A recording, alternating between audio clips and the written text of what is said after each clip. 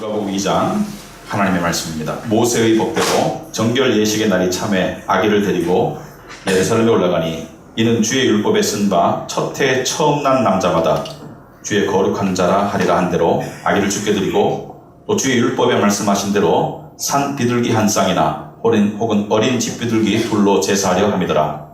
예루살렘에 시몬이라는 사람이 있으니 이 사람은 의롭고 경건하여 이스라엘의 위로를 기다리는 자라 성령이 그 위에 계시더라. 그가 주의 그리스도를 보기 전에는 죽지 아니하리라 하는 성령의 지시를 받았더니 성령의 감동으로 성전에 들어가매 마침 부모가 율법의 관례대로 행하고자 하여 그 아기 예수를 데리고 오는지라. 시몬이 아기를 안고 하나님을 찬송하여 이르되 주제여 이제는 말씀하신 대로 종을 평안히 놓아주시는도다. 내 눈이 주의 구원을 보았사오니 이는 만민 앞에 예비하신 것이요 이방을 비추는 빛이요 주의 백성 이스라엘의 영광이니이다 하니 그의 부모가 그에 대한 말들을 놀랍게 여기더라. 아멘. 앉히기 바랍니다. 기도 들어가겠습니다. 하나님 아버지, 오늘 또 뜻깊은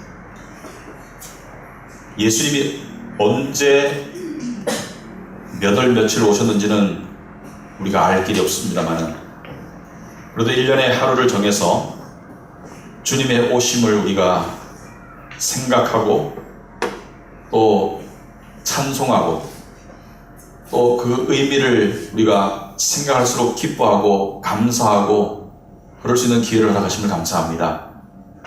우리는 모두 이 땅에서 태어났지만 오직 예수님만큼은 다른 곳에서 이 땅으로 보내심을 받은 하나님의 아들이시고 또 하나님과 동등되시며 생명의 말씀 되시고 말씀이 육신의 이 가운데 오신 창조의 하나님 또 구원의 그리스도인 것을 우리가 기억하고 감사와 찬송과 영광을 드립니다.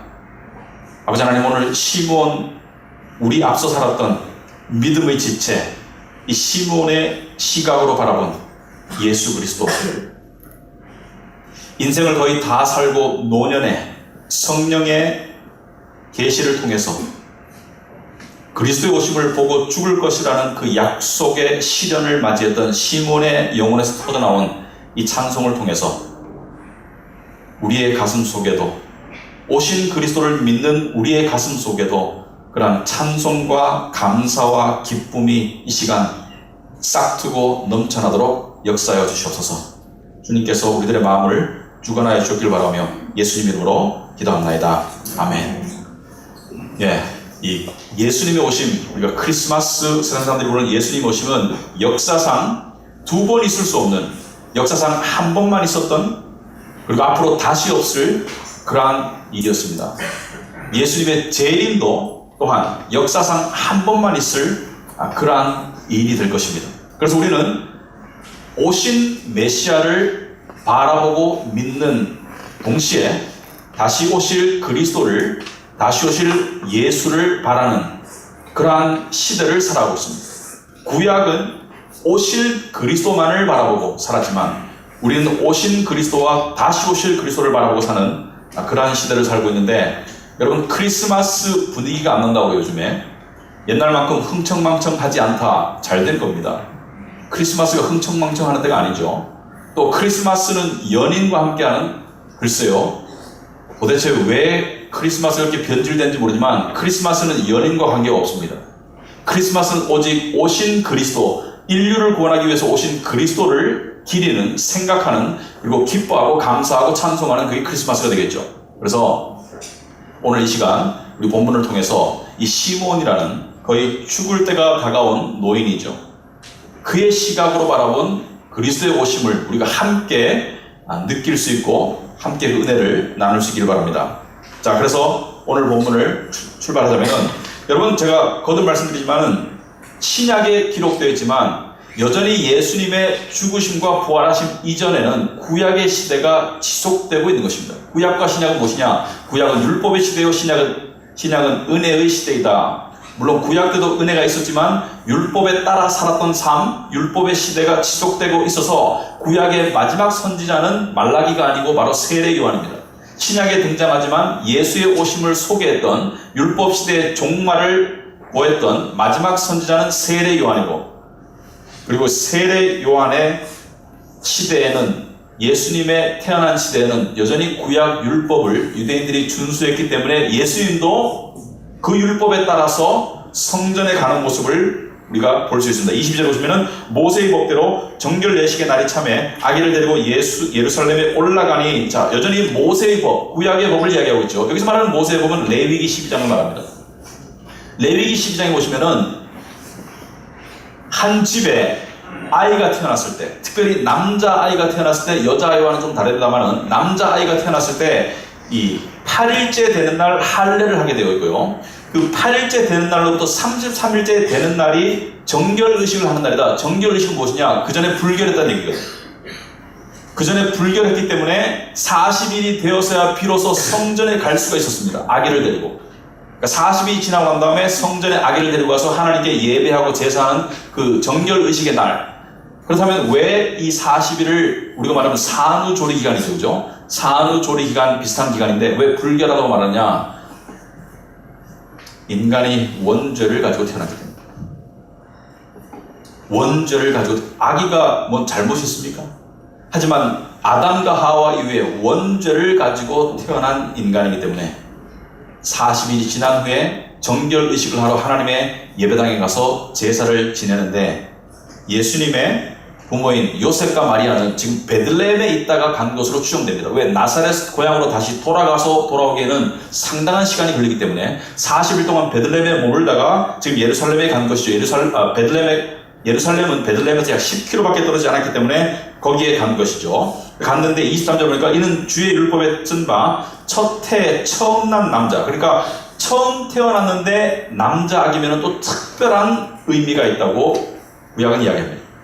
처음 태어난 남자아이는, 성경은 남녀를 차별하진 않지만 남녀를 구별할 때가 있습니다. 처음 태어난 남자아이는 여호와의 것이다. 그래서 구별해서 여호와께 드리는, 그러니까 지금 예수의 탄생, 예수의 부모님 입장에서는 지금 아이가 태어났기 때문에 정결의식을 행하는 의미와 동시에 지금 첫 아이고 첫 아들이기 때문에 하나님께 드리는, 여호와께 드리는 그런 의식을 하러 가는데, 24절에 보니까 주의 율법에 말씀하신 대로 산비둘기 한 쌍이나 혹은 어린 집비둘기 둘로 제사하려 하며더라. 구약의 율법에 따르면 여전히, 여러분, 아이가 태어나면 정결의식을 할 때 어린 양을 바치는 게 원래 통상적인 것입니다. 어린 양을 데려다가 하나님께 바치고 제사하면서 이 정결의식을 치르는데, 집이 가난할 경우에는, 어린 양을 살 수가 없을 경우에는 집비둘기나 산비둘기 훨씬 더 싼 저렴한 그 예물을 가지고 예배를 드린다. 자, 요셉과 마리아는 가난한 집안 출신임을 알 수가 있죠. 자, 그런데 바로 이 순간에 성전에서 하나님께서 예비하신 한 노인이 등장합니다. 시몬이라는 노인이. 이름이 시몬이에요. 25절 보면 예루살렘에 시몬이라는 사람이 있어요. 여러분 상상해 보시면은 예수님의 부모들이 예루살렘 성전에 정결의식을 하러 아기 예수를 안고, 40일 된 아기 예수를 안고 올라가는데 거기에 시몬이라는 사람이 있다가, 이 사람은 의롭고 경건하여 이스라엘의 위로를 기다리는 자라, 성령이 그 위에 계시더라. 그가 주의 그리스도를 보기 전에는 죽지 아니하려 하는 성령의 지시를 받았더니, 이 사람은 아주 특별한 선택을 받은 사람이에요. 그러니까 성령께서 네가 죽기 전에 그리스도의 오심을 보고 죽을 것이다. 여러분, 이게 그냥 이해해서는 안 됩니다. 그리스도의 오심을 이스라엘 사람들은 수천 년을 기다렸고요. 특별히 말라기 구약 마지막과 신약 사이에는 450년간의 하나님의 철저한 침묵과 선지자도 없었고 말씀도 없는 침묵 가운데, 로마의 압제 속에서 고통 가운데 신음하면서 그리스도가 오실 것이다, 그리스도가 오실 것이다. 수많은 경건한 유대인들이 그리스도를 기다렸는데, 지금 시몬에게 성령께서 말씀하시기를 너는 죽기 전에 그리스도를 보고 죽을 것이다 라는 것을 이야기하신 거예요. 그러니까 상당히 특별한 계시입니다. 시몬의 입장에서, 유대인의 입장에서. 여러분, 시몬은요 여기밖에 안 나와요. 제가 봐서는 바리새인도 아니고 제사장도 아니고 서기관도 아닙니다. 그러니까 세상적으로 별 볼 일 없는 사람이에요. 근데 공교롭게도 예수님의 오심을 알아본, 예수님의 오심에 초대된, 예수님이 아기였을 때 그를 알아본, 그가 그리스도인 줄 알아본 모든 사람들은 목자, 사회 경제적으로 하층민이었고요. 시몬, 요즘 말로 말하면 이 독거 노인입니다. 그리고 또 그 뒤에 나는 안나라는 여인이 또 나오거든요. 오늘 본문에 안 나오지만 안나는 결혼한 지 7년 만에 과부가 된, 그래서 평생을 과부로 살았던, 기도하며 살았던 84살의 노인입니다. 그러니까 말하자면은 세상적으로 요즘 말로 말하면은 독거노인 빈곤층에게 예수님께서 나타나신 거예요. 여러분, 하나님께서는요, 세상적으로 대단한 사람을 들었으기보다는 세상적으로 별 볼 일 없는 사람을 들었을 때가 참 많다는 것을 알 수 있습니다. 그렇다고 해가지고 여러분이 일부러 노숙자가 될 필요는 없습니다. 여러분이 마음이 겸손함인데, 여러분이 마음으로 나는 무가치한, 하나님 밖에서 무가치한, 나는 죄인이라는 것을 인정하는 사람들을 하나님이 들어쓰시거든요. 성경에 거기에 빗댄 말씀이 있습니다. 마태복음 19장 30절에 보면 이런 말씀이 있습니다. 여러분 주보에 나와 있죠? 그러나 먼저 된 자로서 나중되고 나중된 자로서 먼저 될 자가 많으니라. 여기서 말하는 될 자가 많다라는 것은 미래를 이야기하는 것이거든요. 여기서 말하는 미래는 언제를 이야기하는 것인가?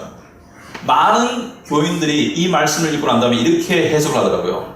예수 먼저 믿었는데 나중 믿은 사람보다 믿음이 못하더라. 예수 믿은 지 20년 된 사람보다 예수 믿은 지 2년 된 사람이 훨씬 더 믿음이 뜨겁고 봉사를 잘하더라. 그러니까 나는 먼저 되었는데, 나는 믿음 생활을 먼저 했는데 네가 나중 되었는데 나보다 너의 열심과 너의 믿음이 더 좋구나. 이렇게 많이 해석을 하시는데 그런 뜻이 전혀 아니올시다. 여기서 말하는 것은 무엇이냐면은, 여기서 먼저 된다는 것은 세상 속에서 사람의 눈에 볼 때 first, 더 으뜸되는 사람들, 지위가 높거나 영향력이 있거나 교회 안에 직분자이거나 저같이 목사이거나 먼저 된 사람이다. 사람들이 봤을 때 더 위에 있는 사람 중에 많은 사람들이 나중될 것이고, 세상적으로 봤을 때, 교회 안에서 봤을 때 별 볼 일 없는 사람들, 가난하거나 무능력하거나 하여튼 별 볼 일 없게 보이는 그런 사람들이 나중에 먼저 될 것이다. 무슨 말입니까? 하나님의 심판대 앞에 설 때 세상 속에서 별 볼 일 없는 사람 중에 하나님의 더 큰 영광 가운데로 부름받을 사람이 있고, 세상 속에서 큰 영광 가운데 살던 사람들이 하나님 앞에서는 별 볼 일 없는 사람들이 많을 것이라는 거예요. 그래서 우리가 생각하는 그런 관점과 기준과는 완전히 다르다는 것을 이야기하고 있습니다. 그래서 예수님, 이 존귀한 예수님의 모습이 왕족이나 귀족이나 바리새인이나 제사장이 아니라 시몬이나 안나나 목자 같은 세상적으로 별 볼 일 없는 사람들에게 나타난 것이죠. 그런데 이 시몬이라는 사람이 겉으로는 별 볼 일 없을지 모르지만 내적으로는 하나님을 경외하는 믿음의 소유자였습니다. 이 사람은 의롭고 경건했어요. 무슨 말이냐면 율법을 따라 살려고 했던 사람입니다. 근데 율법을 따라 살려고 했던 의롭고 경건한 사람들은 반드시 깨닫는 것이 있습니다. 무엇을 깨닫습니까? 율법을 통해서 죄를 깨닫거든요. 율법을 지킬 수가 있습니까, 여러분? 1계명부터 다옥이죠. 나 이외에 다른 신을 섬기지 말아라. 마음으로 수많은 우상을 숭배하고 있습니다. 예수님께서 간음하지 말아라. 마음으로 여인을 쳐다보고 음욕을 가지고 여인을 쳐다보는 자마다 이미 마음으로 간음했다고 했고요. 살인하지 말아라. 다른 사람을 미워하고 욕하는 것만으로도 이미 마음으로 살인했다고 했거든요. 율법을 지키려고 하는 노력 가운데 진정한 믿음의 소유자들은 나는 죄인이라는 것을 깨닫습니다. 나는 율법을 지킬 수 없다는 것을 깨닫습니다. 그러므로 이 시므온도 마찬가지로 그걸 깨달은 거예요. 그러니까 그리스도를 기다린 겁니다. 율법을 지킴을 통해서 의로워질 수 있다면 그리스도가 왜 필요합니까? 율법을 통해서 의로워질 수 없고, 율법을 통해서 내가 죄인이고 내가 구원받을 자격이 없다는 것을 깨달아가기 때문에 이 사람은 그리스도 메시아 구원자를 기다리고 있는 거예요. 갈라디아서 3장에 보시면 율법의 순기능에 대해서 나와 있습니다. 율법은요, 종교적으로 받으면 안 됩니다. 종교적으로 받을 때 율법은 내가 이것을 지켜서 하나님 앞에 떳떳하게 서리라, 내가 이것을 지켜서 나의 의를 이루라, 이게 율법의 원 기능이 아닙니다. 율법을 왜 줬습니까? 율법은 우리를 하여금 실패자로 만들게 해주는 거예요. 우리를 실패자로 만들기 위해서, 우리를 율법의 성공자로 만들기 위해서 주는 게 아닙니다. 율법을 통해서 성공자가 된다는 것은 바리새인이 되는 거예요. 겉으로 위선자가 되는 거예요. 속으로 못 지키면서. 율법은 우리를 실패자로 만들어서 어디로 데려갑니까? 실패하고 죄를 깨닫고 우리를 그리스도에게로 데려가는 것이 율법의 순기능입니다. 그래서 갈라디아서 3장 24절에 이같이 율법이 우리를 그리스도께로 인도하는 초등교사가 되거든요. 초등교사라는 것은 우리를 인도하는 선생님이다. 우리를 하여금 믿음으로 말미암아 의롭게 함을 얻게 하랍니다. 율법을 통해서는 의로워질 수가 없다는 것을 이야기하고 있죠. 율법을 통해서는 죄를 깨닫는다. 더 나아가서 율법을 통해서 죄를 더 지을 수도 있습니다. 무슨 말이냐면은, 여러분, 집이 유리창이 달린 집이 두 개가 있는데 그 잔디밭 앞에 한쪽 집에는 아무 편말이 없는데 다른 쪽 집에는 우리 집에 돌 던지지 마세요 라고 써놓으면 어느 집이 돌을 먼저 맞을까요? 인간은 선한 율법을 어기고자 하는 죄의 본성을 가지고 있습니다. 아무튼지 간에 이 시므온은 율법의 순기능을 통해서 그리스도가 오셔야 된다는 것을 기다리고 있었어요. 여러분, 이 기다린다는 건 별거 아닙니다. 예수 믿는 사람도 기다리고 예수 안 믿는 사람도 뭔가를 기다려요. 아주 갈망하고 고대하는 그런 기다림이 대부분의 사람들에게 있습니다. 나는 이걸 기다려. 여러분에게 여러분이 지금 기다리는 거 3개 쓰면 다 들어줄게. 당장 쓸 거예요. 당장 기억하고 다 쓸 겁니다. 3개, 30개도 쓸 수 있어요. 무언가를 다 기다리고 있습니다. 그런데 기다리는 자체가 의미 있는 것이 아니라 내가 무엇을 기다리는가가 중요합니다. 여러분, 많은 유대인들이 메시아의 오심을 기다렸습니다. 기다렸다는 점에서는 시므온도 별 다를 게 없습니다만은, 그러나 시므온의 기다림이 특별한 이유가 있어요.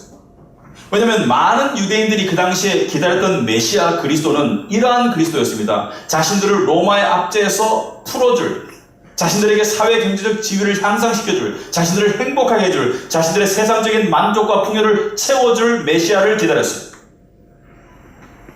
하지만 시므온은 그런 걸 기다린 게 아닙니다. 시므온은 사실 그런 게 별로 필요가 없어요. 이미 나이가 많이 들었어요. 여러분, 나이 든다는 게 항상 나쁜 게 아닙니다. 나이를 들면서 좋아지는 부분이 있어요. 세상의 욕심이 저절로 줄어듭니다. 왜냐하면 육신이 늙어감에 따라서 욕망도 사그라들거든요. 하지만 시므온이 기다린 것은요, 현실을 넘어선 영적인 복을 기다리는 거예요. 시므온이 기다린 것은 이 세상의 답을 기다린 게 아닙니다. 시므온이 기다린 것은 그것을 넘어서는 훨씬 더 중요한 것을 기다린 것이죠. 여러분 생각해 보세요. 여러분도 상식적으로 생각하면 뭐가 더 중요한지를 알 겁니다. 시므온이 예수를 만났다고 해가지고, 지금 아기 예수를 만났다고 해가지고 갑자기 부자가 되거나 갑자기 회춘하거나 갑자기 지위가 올라가거나 그런 게 전혀 없었거든요. 하지만 시므온은 예수를 만나고 너무나 만족하고 감사해서 찬양의 노래를 부르거든요. 왜? 시므온은 그 차이를 알았거든요. 세상의 것들은 다 지나가는 거예요. 하지만 시므온이 기다린 것은 영원한 것을 기다렸는데, 그 영원한 것이 누구를 통해 주어지느냐? 바로 메시아 그리스도를 통해서 주어지는 것이거든요. 시므온은 뭘 기다렸습니까, 여러분? 뒤를 읽으면 답이 나옵니다. 그가 주의 26절에 그리스도를 보기 전에는 죽지 아니하리라 하는 성령의 지시를 받았더니, 여러분, 죽기 전에 그리스도를 보는 것을 기다린 거예요.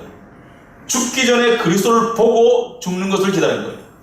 여러분, 시므온은 나이 들었으니까 죽음이 더 현실적으로 다가올 수 있지만 저와 여러분도 사실 죽습니다. 그죠? 우리 언젠가 죽어요. 근데 죽기 전에 이걸 보고 죽어야 되겠잖아요. 그게 뭡니까? R.C. 스프라울 박사님이라고요. 최근에 돌아가셨어요. 아시는 분들은 다 아시죠? 세계적으로 존경받는 신학자이고 목회자입니다. 그분이 죽기 얼마 전에 이런 말씀하셨어요. 죽는 데는 2가지 길이 있다. 하나는 자신의 죄 가운데 죽는 것이고, 다른 하나는 그리스도의 의 가운데 죽는 것이고. 자신의 죄 가운데 죽으면 지옥 가요. 하지만 그리스도의 의를 옷 입고 죽으면 천국 갑니다. 왜? 천국에는 죄가 들어갈 수 없거든요. 그리스도의 의를 옷 입고 죽으면 천국 가는 거예요. 그러면 시므온이 기다리는 게 무엇인가? 시므온은 천국에 갈 수 있는 확실한 보장을 기다리는 거예요. 시므온은 내가 지금 눈을 감으면 다음 세상이 천국에 안착할 것이라는 확실한 보장을 원하는 거예요. 그러니까 그리스도의 의를 옷 입고 죽기를 원했는데, 그렇다면 그리스도를 보지 못하면 천국 못 가는 것인가? 당연히 갑니다. 구약의 많은 성도들이 오실 메시아를 믿는 믿음으로 천국에 갔거든요. 구원을 받았거든요. 그러니까 구약의 많은 백성들이 율법에 의해서 구원을 받은 것이 아니라 오실 메시아를 믿는 믿음으로, 오직 믿음으로 구원을 받았습니다. 하지만 이게 차이가 있죠. 여러분이 굉장히 바라는 물건이 있습니다. 그래서 돈을 모았어요.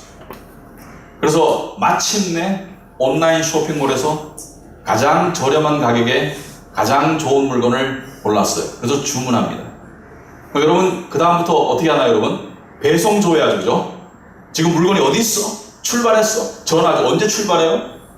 근데 마침 배송 오는 날이 여러분이 뭐 일하는 낮이라든지 출장 갔다든지 여러분이 집에 없어. 그럼 어떻게 합니까? 배송 기사한테 전화하죠. 어디쯤 오세요? 그 물건 택배함에 꼭 넣어주시고, 또는 제가 지정한 곳에 꼭 내버려 두세요. 그리고 설레는 마음으로 그 물건을 가지고 포장지를 뜯어봅니다만, 그때 심정 여러분 생각해 보세요. 배송 중일 때 올 걸 압니까 모릅니까? 알죠, 당연히. 알죠. 집에 도착했다는 메시지 받으면 집에 왔는 줄 압니다만은 그걸 직접 뜯어보고 만지는 것과는 완전히 다르죠. 시므온은 그걸 말하는 거예요.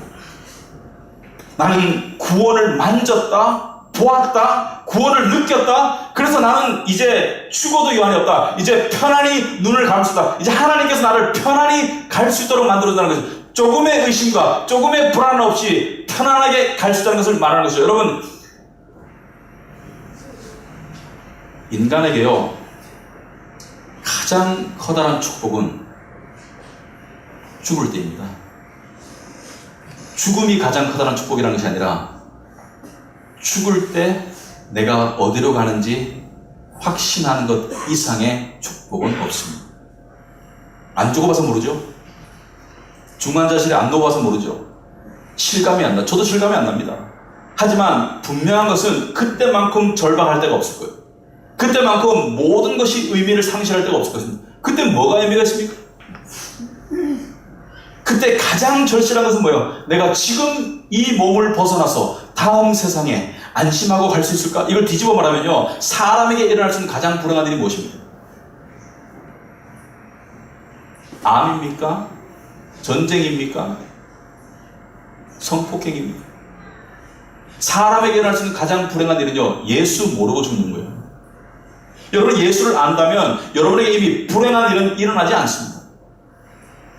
이미 예수를 안다면 여러분은 불행한 일이 일어나지 않고 여러분을 기다리고 있는 것은 가장 복된 순간만이 여러분을 기다리고 있습니다. 이게 바로 예수님 때문에. 그러므로 시몬은요, 이걸 알았기 때문에 세상의 것을 기다린 게 아닙니다. 시몬은 그리스도를 기다린 거예요. 근데 신앙생활에 이게 상당히 중요합니다. 왜냐하면은 이제 책에도 소개됐지만 제가 한번 얘기하겠습니다만, 12세기에 프랑스에 이 버나드라는 신학자가 있었어요. 이 사람이 책은 아니고 이 소논문 비슷한 것인데, 하나님의 사랑에 관하여 On the Love of God, 하나님의 사랑에 관하여라는 소책자를 썼는데, 이 사람의 이 통찰력이 대단합니다. 이 사람이 사랑을 4단계로 구별하거든요. 처음 단계는 뭐냐? 처음 단계는 자연적인 사랑, 일반적인 사람들도 할 수 있는 사랑, 바로 자기를 위해서 자기를 사랑하는 사랑. 자기 때문에 자기를 사랑하는 사람. 인간은 원래 본능적으로 이기적이고 자기 중심적이기 때문에 자기를 위해서 자기를 사랑하는 사람. 심지어 남에게 배려를 하기도 하고, 남에게 친절을 베풀기도 하고, 남에게 도움을 주기도 하지만 여전히 내가 존경받고 싶어서, 여러분, 남에게 이렇게 이 밥을 한번 사줄 때 이런 동기도 있을 수 있죠. 내가 사주면 다음에 저놈이 사겠지. 이건 누굴 위해 밥을 사는 겁니까? 네? 엄밀히 말하면 누굴 위해 밥을 사는 겁니까? 여러분, 겸손한 척 하는 사람이 많죠. 왜? 더 존경받으려고. 내가 겸손한 척해서 저 사람 겸손한 사람이라는 칭찬과 존경을 받고, 누굴 위한 겸손입니까? 여러분 생각해보세요. 겉으로 하는 행위가 중요한 게 아닙니다. 속의 내면의 동기를 들어보면 인간의 본능적인 원래의 행동은 겉으로는 남을 위하는 것처럼 보일지라도 속을 깊이 들어가면 하나님의 영광을 구하든지 아니면 자기의 영광을 구하든지 둘 중에 하나예요. 하나님의 영광을 구하는 게 상당히 희박하기 때문에 대부분의 경우는 자기의 영광을 구하고 있고, 예수 믿지 않는 사람은 100% 자기의 영광을 구하고 있습니다. 어느 나라에 왕이 있었어요. 농부가 있었습니다. 농부가 농사를 짓다 보니까 호박 농사를 지었는데 호박이 막 바위 덩어리만 호박이 나왔어요. 농부가 생각합니다. 왕에게 밤낮으로, 이 왕이 선한 왕이었거든요.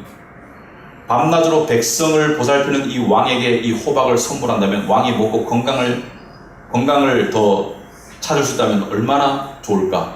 호박을 술에 싣고 갑니다. 왕에게 가가지고, 왕이시여, 제가 농사를 지었는데 이렇게 큰 호박은 본 적이 없습니다. 당신께 호박을 드리고 싶습니다. 왜 가져왔니? 왕이 물어요. 당신이 우리를 위해서 밤낮으로 고생하시는데 이걸 드시고 좀 건강과 기력을 회복했으면 좋겠습니다. 왕이 호박을 흡족한 마음으로 받고 난 다음에 왕이 말합니다. 쟤한테 그 옆에 있는 내 땅도 줘라. 그래서 제가 농사 짓도록 하거라. 생각지도 않은 선물을 받고 가는 거예요. 근데 이 소식을 들은 어떤 한 사람이 말을 키우고 있었어요. 호박과 말은 가치가 다르죠. 말은 엄청나게 비싼 거지 않습니까? 그 중에 최고의 말을 왕이 가져갑니다. 최고의 말. 그래서 왕에게, 왕이시여, 제가 가지고 있는 보살피는 말 중에 최고의 말이니까 당신이 탓이옵소서. 왕이 말을 받고 아무 대꾸를 안 하고, 그래 잘 받을게, 아무 대꾸를 안 해요. 이 사람이 가만히 있다가, 왕이시여, 왜 아무 말씀이 없사옵나이까? 왕이 묻습니다. 내가 무슨 말을 해야 되는데, 아니 호박 가져왔는데, 땅을 줬는데 저는 말을 가져왔는데 왜 말씀이 없습니까? 왕이 말합니다. 호박을 가져온 사람은 나를 위해서 가져왔지만 너는 너를 위해서 말을 가져온 거 아니야. 이게 인간의 본능적인 자기 사랑입니다. 이게 첫 번째 단계라고 권하더니 이야기해요. 두 번째 단계는 뭐냐? 두 번째 단계는 신앙이 있어야 돼요. 두 번째 단계는 뭐냐? 자기를 위해서 하나님을 사랑하는 단계예요. 무슨 말이냐면은 하나님으로부터 주어지는 축복, 응답을 위해서 하나님을 찾고 사랑하는 단계. 하나님이 나의 삶을 보살피시고 나의 소원을 들어주시고 나의 길을 인도하시기 때문에 하나님을 사랑하는 단계. 이 단계가 나쁜 단계는 아닙니다. 이 단계는 신앙의 단계이기 때문에 복된 단계이긴 하나 여전히 자기를 위해서 하나님을 사랑하는 거예요. 그러니까 이 단계에서는 조심해야 되죠. 왜냐하면 이 단계에서 하나님이 자기를 실망시키면 하나님을 안 찾습니다. 하나님을 예배하기를 원하지 않습니다. 하나님을 사랑하지 않습니다. 왜? 하나님이 나한테 해준 게 없다고 생각하기 때문에. 많은 신앙인들이 이 단계에서 머물고 있어요. 그리고 많은 신앙인들이 이 단계에서 다음 단계로 못 나갑니다. 하나님을 사랑하지만, 하나님을 찾지만, 하나님을 예배하지만 여전히 마음의 중심 속에는 하나님이 나에게 좋은 것을 주시겠지, 하나님이 나에게 좋은 것을 주셔야지, 이런 기대치 때문에 하나님을 사랑하는 거예요. 물론 신앙의 처음에는 그게 필요합니다. 하나님께서 응답하시고 좋은 거 주시고 하나님께서 당신을 그런 식으로 나타내시지만 신앙이 조금 지나면 하나님이 응답 안 하세요. 자기가 원하는 대로. 여러분 경험해 봤습니까? 신앙의 연륜이 깊어질수록 하나님이 자기가 원하는 기도대로 초신자일 때는 잘 들어주시던 것을 신앙이 깊어갈수록 잘 안 들어주십니다. 왜냐하면 하나님은 미워서가 아니에요. 하나님은 그 사랑이 더 성화되고 승화되기를 원하는 거예요. 어떻게 숙성되기를 원해요. 어떻게? 어느 단계로? 바로 하나님 때문에 하나님을 사랑하는 단계로, 그러니까 하나님을 찾는 단계로 하나님께서는 그 사랑을 끌어올리기를 원하는 거예요. 무슨 말이냐면은 그 단계로 가기 위해서는 고난과 고통이 필연적으로 주어져야 됩니다. 고난과 고통을 통해서 그 고난과 고통 속에서 함께 하시는 하나님을 깨우치는 거예요. 그 고난과 고통 속에서 함께 하시는 하나님을 깨우치다 보니까 세상 모든 것보다 하나님이 제일 좋네, 세상 모든 어떤 것보다 하나님이 제일 좋네, 그걸 깨닫는 거예요. 하나님과 함께함이, 하나님과 동행함이, 하나님이 나의 하나님인 것이 가장 복된 일을 깨닫는 거예요. 그러다 보면은 또 고난 속에서 세상을 향한 갈망의 어떤 집착이 줄어들죠. 왜? 세상이 덧없음을 깨닫는 것이죠. 세상이 무의미함을 깨닫는 것이죠. 세상이 결국에는 고통스러운 곳이라는 것을 깨닫게 되는 것이죠. 그러므로 세상에 쏠려있던 나의 모든 관심과 집착이 하나님으로 이동하는 단계가 3단계가 되겠습니다. 이 단계가 하나님 때문에 하나님을 사랑하는 단계예요. 상당히 희박합니다. 시므온은 이 단계를 간절합니다. 시므온은 주를 기다렸지 주의 복을 기다린 게 아닙니다. 세상적인 복을. 시므온은 그리스도를 보고 만족하고 노래를 불렀지 그리스도를 통해서 주어지는 세상적인 부나 명예나 지위를 원한 게 아니에요. 설교와는 관련이 없지만 마지막 단계가 궁금하실 것 같아서 짧게 소개하겠습니다. 버나드가 말하는 마지막 단계는 이것입니다. 두 번째 단계는 자기 때문에 하나님을 사랑하면, 마지막 단계는 하나님 때문에 자기를 사랑하는 단계입니다. 이 단계의 사랑은 짧게 설명드리자면 자기를 이기적으로 사랑해서 사랑한 것이 아니라 사실은 자기를 깨우치고 가다 보니까 자기 안에 죄성, 자기 안에 망가짐, 자기 안에 사랑받을 구석이 없음을 알고 자기를 사랑할 수 없는데 그럼에도 불구하고 하나님이 나를 이처럼 사랑하시는 것을 깨우치기 때문에 나를 사랑할 수 있는 그런 단계입니다. 아주 차원이 다른 단계예요. 버나드의 말에 의하면 이 단계에 이르는 사람은 거의 없습니다. 그 단계에 들어갔다 치더라도 머무는 사람은 아주 희박하다고 합니다. 많은 사람에게 이론적으로나 존재하는 단계에 불과하다고 합니다. 여러분, 본능적으로 자기를 이기적으로 사랑하다가 어느 정도 신앙생활 하다 보면 자기를 사랑할 수 없음의 문제에 부딪힐 때 있죠. 아, 정말 나는 망가졌구나. 나는 죄인이구나. 나는 하나님께 사랑받을 자격이 없구나. 그럼에도 불구하고 하나님의 사랑에 감동되어서 자기를 받아들일 수 있는 단계가 자기를 사랑하는 네 번째 단계라고 합니다. 이 단계는 하나님을 사랑하는 단계를 넘어서는 단계라고 해요. 아무튼지 간에 우리는 신앙생활을 하는데 하나님으로부터 주어지는 선물을 바라는 것이 나쁜 것은 아니지만 거기에 머물도록 하나님이 하시지 않습니다.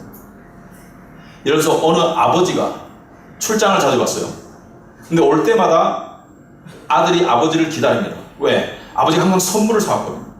근데 아버지의 발소리만 들으면 아들은 가슴이 두근두근 거려요. 흥분하고 아버지에게 막 달려갑니다. 왜? 아버지 손에 들리는 선물거리가 뭘까? 이번엔 뭘 사오셨을까? 그래서 아버지를 보면 늘 반가워요. 아버지를 보면 늘 아버지 안에 안기고 반갑고, 아버지 오셔서 와서 반가워요. 아버지 사랑해요. 이 말이 아버지 사랑해요까지 말이 저절로 나와. 근데 어느 날 아버지가 바빠서 아빠가 선물을 못 사왔어요. 아들은 여전히 아빠의 발소리를 듣고 아빠에게로 달려가다가 멈춥니다. 왜? 손에 선물이 없거든. 그래서 아빠에게 물어요. 아빠, 선물은? 아빠가 이렇게 말합니다. 아들아, 나는 이때까지 네가 나를 기다린 줄 착각했는데 아니었구나.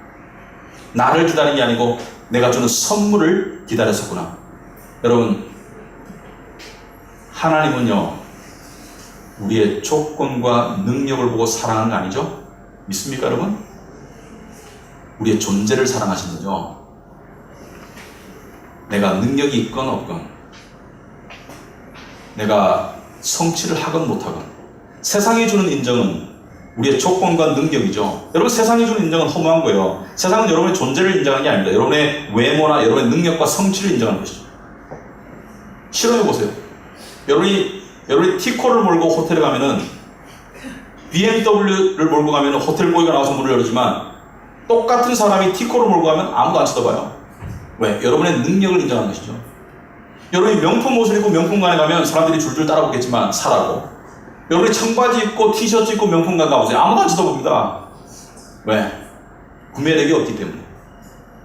허무한 것이죠. 돈이 많을 때는 사람들이 붙다가 망하면 사람들이 다 떠나잖아요.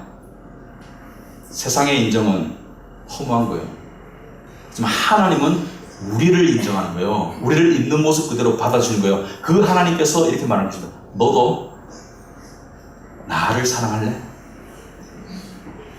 나로부터 주어지는 조건과 내가 주는 축복이 아니라 너도 나 때문에 나를 사랑하지 않을래? 이게 순수한 사랑입니다. 외양간에 서가 없고 무화과나무에 열매가 없고 곡식이 없을지라도, 양떼가 우리에 없을지라도 하나님을 하나님 때문에 사랑하는, 하나님이 사랑받으실 만하기 때문에 사랑하는 것, 이것을 하나님이 원하시는데 시므온은 그것을 깨달은 사람이에요. 그리스도를 기다린 사람이에요. 29절의 주제요, 하나님이여 이제는 말씀하신 대로 종을 평안히 놓아주시는도다. 이제 평안히 눈을 감을 수 있겠사옵나이다. 왜? 3절에 내 눈이 주의 구원을 보았사오니, 내 눈이 주의 구원을 보았사오니 이는 만민 앞에 예비하신 것이요 이방을 비추는 빛이라. 여러분, 이게 진리입니다. 대부분의 유대인들은 하나님은, 여호와 하나님은 유대인의 하나님이라고 생각하지 이방인과는 관계없다고 생각하지만, 이 사람은 진리를 깨달았기 때문에 아브라함처럼 진리를 깨달았어요. 아브라함에게 하신 약속이 무엇입니까? 너의 씨를 통해서, 너의 자손을 통해서 만국이, 열방이 구원을 얻을 것이다. 처음부터 하나님은 열방을 구원하신 거예요. 유대인만이 아니고 이 시므온도 동일한 믿음으로 그것을 깨달은 거예요. 주의 백성 이스라엘의 영광이다. 왜 이스라엘의 영광입니까? 많은 열국을 위한, 온 열방을 위한 구원의 메시아이지만 이스라엘의 혈통을 통해서 나왔기 때문에, 유대인의 혈통을 통해서 나왔기 때문에 이스라엘의 영광이라는 것이죠. 여러분 예수를 시몬처럼 육신의 눈으로 보지는 못했습니다만, 여러분이 예수를 믿는다면 여러분은 예수를 보았어야 됩니다. 예수를 믿음의 눈으로 보았어야 됩니다. 마음의 영의 눈으로 보았어야 되는 거예요. 그것은 무엇이냐? 말씀이신 예수님을 깨달았으면 여러분 예수님을 영의 눈으로 본 것입니다. 그렇다면 그게 우리의 현실과 무슨 의미가 있는가? 여러분, 시몬의 삶이 어땠을까요? 시몬의 삶이 비굴하고 불평하고 자기 자신을 비관했을까요? 아니면 소망과 희망 속에 살았을까요? 저는 후자라고 생각합니다. 시몬은 비록 가난하고 비록 처지가 별 볼 일 없었지 모르지만 소망과 희망 속에 살았을 것입니다. 왜? 구원의 증거를 볼 것이기 때문에. 여러분이 예수를 믿는다면요, 여러분 무엇을 가지고 있습니까? 요한일서 5장 11절에 또 증거는 이것이니 하나님 우리에게 영생을 주신 것과, 여러분 이게 정말 은혜입니다. 종교는 이렇게 말해요. 신이 너에게 영생을 주실 줄 모른다. 주실지 모른다. 항상 가능성이에요.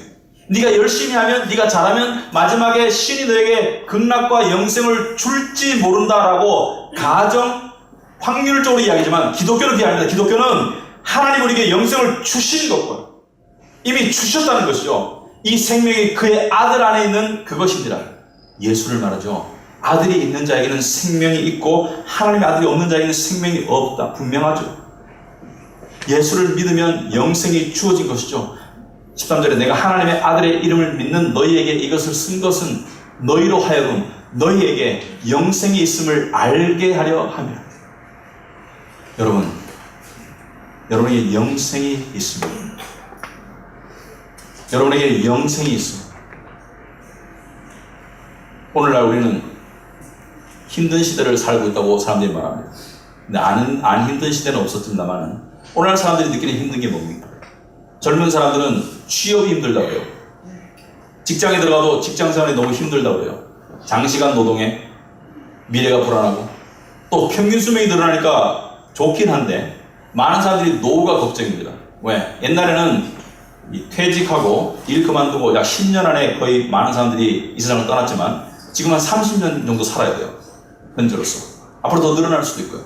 그러니까 그 기간을 준비해야 되는 부담감이 있습니다. 여러분, 오늘 미세먼지 농도가 어떠던가요? 요즘 매스컴에 잘 안 나오죠? 옛날에는 많이 나왔는데 포기한 것 같습니다. 오늘 나쁨이에요. 요즘에 나쁨 아니면 매우 나쁨입니다. 요즘에 폐암 환자가 많이 생깁니다. 담배 안 피는 여성분들의 암 환자가 많이 생겨요. 원인을 잘 모르겠습니다만 미세먼지도 일조한다고 그래요.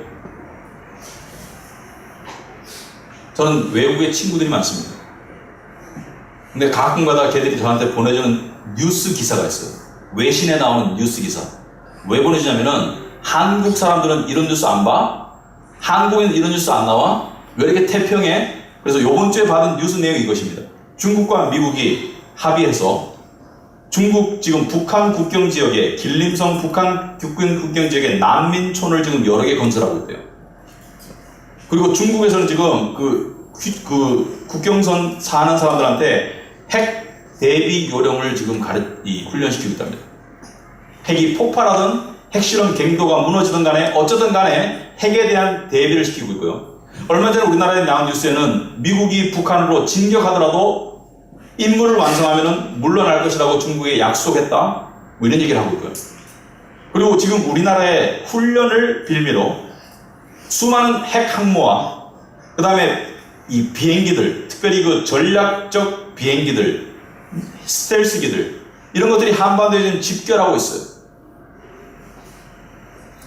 언제 그런 일이 없기를 바랍니다만, 제가 생각하는 가장 끔찍한 시나리오는, 저는 살 만큼 살았는데, 우리 새끼들한테 이렇게 떨어지는 폭탄 상상하면 상당히 끔찍합니다만, 여러분, 이 세상이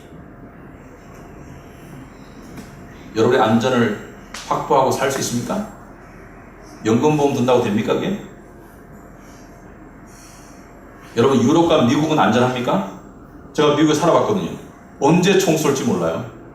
총으로 죽는 사람이, 뉴스에 나오는 사람 말고 총으로 실제로 죽는 사람이 수만 명이에요. 총기로. 테러가 언제 일어날지 모릅니다. 우리는 지금 이런 세상에 살고 있어요. 불안한 인생이죠. 근데 왜 예수님의 오심을 우리가 기뻐해야 되나? 감사해야 되나? 예수님께서 뭐라고 말씀하셨습니까? 예수님께서 이렇게 말씀하셨어요. 너희는 마음에 근심하지 말아라. 너희는 두려워하지 말아라. 이걸요, 영어로 보면 더 재밌어요. 네 마음이 근심하도록 만들지 말아라. 네 마음이 두려워하도록 만들지 말아라. 이렇게 말씀하십니다. 그러면서 이렇게 말씀하셨어요. 하나님을 믿으니 또 나를 믿어라. 예수님은요, 전쟁을 막아주시겠다. 총알이 날아오는데 나만 피하게 하겠다? 교통사고는 나는 안 당하게 하겠다? 경제적 파탄은 나는 자유롭게 하겠다? 이런 약속하신 적은 없습니다. 너를 보살피겠다고 약속하셨어. 예수님께서 말씀하셨어요. 내가 아버지께로 가는데 가서 너희가 거할 처소를 예비하면 다시 너희 데리러 올게. 이 약속입니다. 꼭 데리러 올게. 너희를 고아와 같이 버려두지 않을게. 이 세상에서 외롭고 불안하고 불안전한 삶을 사는 너희를 꼭 데리러 올게. 그래서 내가 너에게 주는 평안을 받아. 내가 너에게 주는 것은 세상이 주는 것과 같지 않아. 내가 주는 평안은 세상의 어떠한 위험과 어떠한 고통과 어떠한 상상을 초월하는 시나리오도 이길 수 있는 그런 평안이야. 왜? 이 세상에서 너에게 어떤 일이 일어날지라도 너는 내 손 안에 있어. 내가 너를 눈동자같이 지킬 거야. 그리고 너를 반드시 나 있는 곳에 데리고 갈 거야. 이 말씀을 들은 우리는 무슨 소망으로 살아야 되겠습니까? 오실 그분을 기다리는 소망을 가지고 살아야 되겠습니다. 우리는 시몬의 믿음을 본받아야 되겠습니다. 오신 메시아를 기다렸던 시몬처럼 우리도 신앙의 연륜이 깊어질수록, 나이가 들어갈수록 우리를 데리러 오실 우리 목자 되시는 주님을 기다려야 되겠습니다. 그 주님을 기다리는 신앙만이 여러분에게 참다운 평강과 참다운 기쁨을 줄 수 있을 것입니다. 크리스마스는 그 희망이 우리에게 이 땅에 처음으로 도착한 날입니다. 그 도착하신 희망을 우리는 이미 알아버렸어요. 우리는 이미 믿어버렸어요. 그리고 더 큰 희망이 우리에게 남아있습니다. 조나단 에드워드의 말에 빌자면 여러분이 그리스도인이라면 여러분에게 모든 좋은 일들은 이미 일어났습니다. 하나님의 자녀가 되었고 영생을 얻었고 구원의 확신이 주어졌고 천국 시민권이 주어졌고 그분이 다시 오실 약속이 주어진다마는 The best is yet to come. 가장 좋은 일은 앞으로 일어날 것입니다. 예수님 오시는 그날 우리는 지금까지 상상하지도 못하고 맛보지도 못했던 영혼의 희락과 만족을 그날부터 영혼까지 누릴 수 있게 되기를 믿습니다. 기도하겠습니다.